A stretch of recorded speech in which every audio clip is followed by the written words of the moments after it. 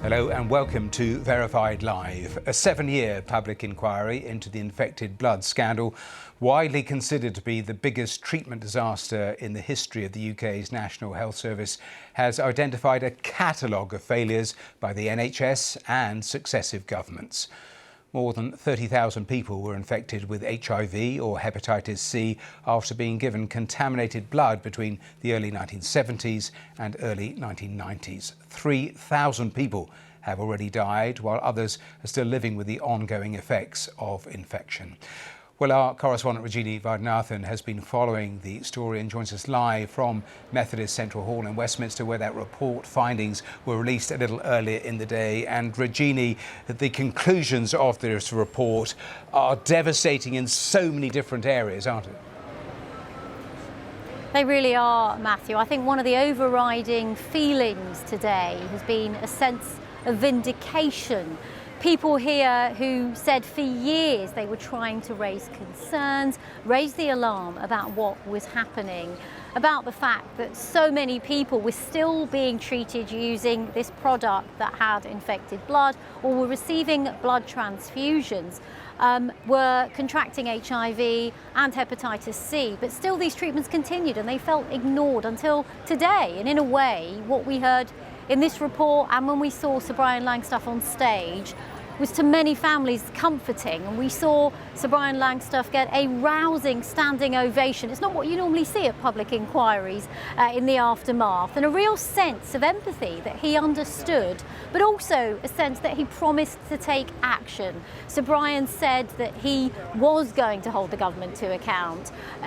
He said that if there was an apology, which is expected shortly from the Prime Minister Rishi Sunak, that it would have to have meaning and couldn't just be hollow. He also called for wholesale changes in the civil service and indeed in the way that people are treated in the NHS and the way patients are seen. He also called for people who've ever had a blood transfusion to go to their GP and raise the alarm about it in case they may be carrying hepatitis C unknowingly. So it really was a day of emotion and a day of reckoning as well. Well, let's begin this coverage with this report from Sophie Hutchinson. Some of the tens of thousands of people infected with HIV and hepatitis C in the 1970s, 80s and early 90s by contaminated blood. Today, the final report into the scandal described the scale of what happened as horrifying and said lives, dreams, friendships, families and finances were destroyed by it. Well, I think the scale speaks for itself. If you have over 30,000 people who go into hospital and come out with infections which were life-shattering, that in itself is huge, and the suffering for them and for others is huge. The inquiry has spent 4 years taking evidence from more than 5,000 witnesses and examined 100,000 documents. It's concluded this was a disaster, not an accident, that those in authority, doctors, blood services and governments did not put patient safety first, and that patients were knowingly exposed to unacceptable risks of infection. Andy Evans has haemophilia, a bleeding disorder. He's one of 30,000 people infected by the treatment he received.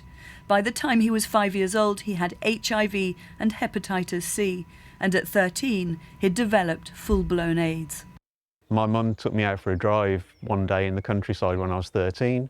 She pulled up, I thought this was really weird, but then she turned to me with tears in her eyes and she said, I've got something to tell you. Do you know what HIV is? Andy's run a campaign group for victims for almost 20 years, and today he gave his reaction to the report. As amazing as this report is, I just can't help feeling that there are so many that we have lost along the way that really ought to be here to see this as well. The report says children were betrayed by being used in medical trials without their knowledge or informed consent. It says patients were not informed of the risks of their treatment, including the risks posed by blood transfusions. This was nurse Cathy Osborne 25 years ago with her husband Neil Cox, a young doctor. Neil had explained before they were married that he'd been infected with hepatitis C following a blood transfusion. He died just 2 years into their marriage. Kathy came to the inquiry today. She said, "You can carry grief forever. People are still dying now. It was wrong." I want an apology, I think, for what happened, recognition of what happened, and not just an apology for apology's sake, an apology that takes into consideration all that we've been through, myself, Neil's family, his friends, his mother, at 92, has missed out a whole 22 years without her son. And it's about time someone stood up and was accountable for that. The report says the damage caused by the contaminated blood was compounded by the reaction of the NHS and the medical profession, and by successive governments who used inaccurate, misleading and defensive lines, telling people they'd received the best treatment.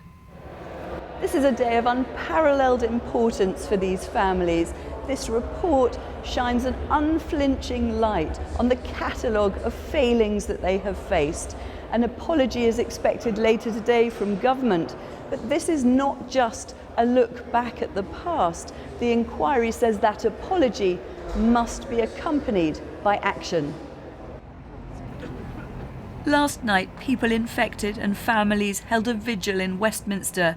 Today's report has urged the government to bring in full compensation for them without further delay. A statement from ministers is expected in the coming days. Sophie Hutchinson, BBC News.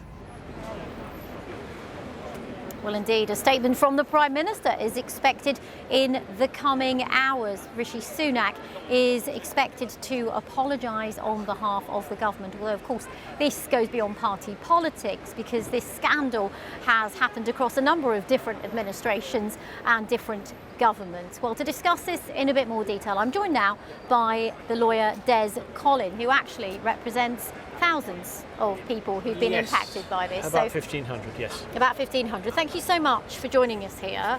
It's been quite an emotional day, hasn't it, actually? First of all, to see so many people who've been personally impacted go in to read that report, to see them cheer when they saw the findings. It's a day of relief. Would you say that that's how you feel as well? Clearly, I do feel that it's a day of relief, but I can't imagine that can be compared with how the victims feel. I've been involved in this scandal for 7 or 8 years. I'm a professional. They've been involved in it as mothers, fathers, sons, daughters for 40 or 50 years. They're not professionals, they're just people like you and I going about your ordinary life. And to be faced with this dominating your life for 40 or 50 years is unthinkable, and I can understand why they cheered Sir Brian when he made his speech this afternoon.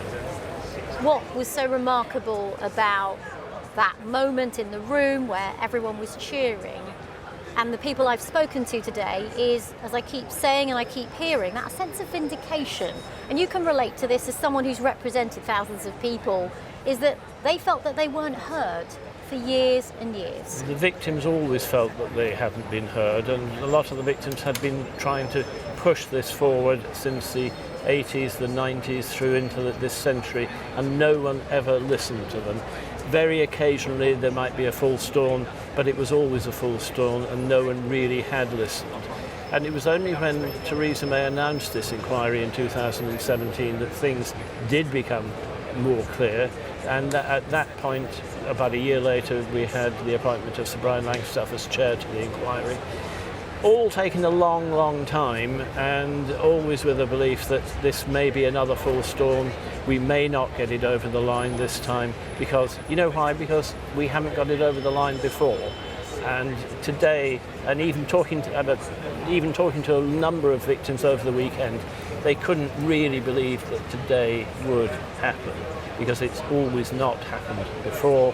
And I think they really had to see it with their own eyes and hear it with their own ears. And it was only then, when Sir Brian Langstaff actually stood up on that podium and said what he had to say, that they believed that they finally got it over the line. But in a way, Des, Sir Brian said his work's not finished, it's not done. I mean, he wants the government now to report back in a year. He's talking about committees to look at some of this. He's talking about wholesale reform of the civil service. Well, for a number of reasons that has to be done, and primarily the reason Sir Brian Langstaff has taken that view, although I don't counsel him, and he doesn't speak to me on that level. But it's quite clear that one of the reasons he's taken that view is because he made an interim recommendation this time last year. The government just did nothing about it. He dragged Rishi Sunak back before the inquiry in July last year, saying, well, basically, what are you doing? And still nothing was done. And I think that gave the chair the concern that if he closed the inquiry now, as he normally would have been expected to, that would find that everything else was falling on deaf ears and nothing ever happened. So quite sensibly, he's been determined to carry on with this inquiry until such time as he can see that the recommendations, insofar as they can be, are carried out and reforms are put right. Just very briefly before I have to let you go, as a lawyer, do you think any of the families have any legal grounds now to take any other cases forward? They have a number of grounds to take cases forward. They're already largely involved in a group action which was put on ice back in 2017 when the inquiry was announced. Putting it bluntly, if the compensation framework isn't put in place quickly, properly and effectively, they will have no doubt in their own mind that they will drag that case back before the Queen's Bench Division and secure damages from the government on that basis. OK, so watch this space then. Thank you very much, Des Collins, for joining us here on BBC News. Thank you.